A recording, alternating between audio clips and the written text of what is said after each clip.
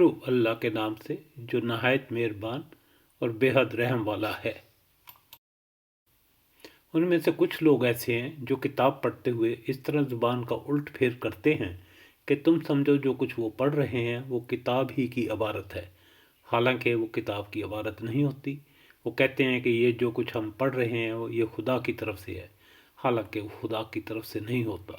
وہ جان بوجھ کر جھوٹ بات اللہ کی طرف منسوب کر دیتے ہیں۔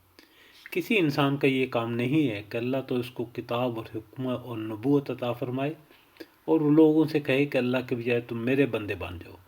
وہ تو یہی کہے گا کہ سچے ربانی بنو، جیسا کہ اس کتاب کی تعلیم کا تقاضا ہے جسے تم پڑھتے اور پڑھاتے ہو۔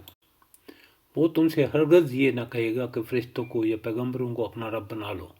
کیا یہ ممکن ہے کہ ایک نبی تمہیں کفر کا حکم دے جبکہ تم مسلم ہو؟ یاد کرو اللہ نے پیغمبروں سے عہد لیا تھا کہ آج ہم نے تمہیں کتاب اور حکمت اور دانش سے نوازا ہے۔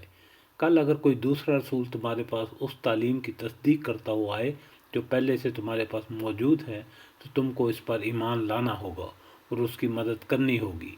یہ ارشاد فرما کر اللہ نے پوچھا، کیا تم اس کا اقرار کرتے ہو اور اس پر میری طرف سے عہد کی بھاری ذمہ داری اٹھاتے ہو؟ انہوں نے کہا، ہاں ہم اقرار کرتے ہیں۔ اللہ نے فرمایا، اچھا تو گواہ رہو، میں بھی تمہارے ساتھ گواہ ہوں۔ اس کے بعد جو اپنے عہد سے پھر جائے وہی فاسق ہے۔ اب کیا یہ لوگ دین اللہ کو چھوڑ کر کوئی اور طریقہ چاہتے ہیں؟ حالانکہ آسمان اور زمین کی ساری چیزیں چار و ناچار اللہ ہی کی تابع فرمان ہیں اور اسی طرف سب کو پلٹنا ہے۔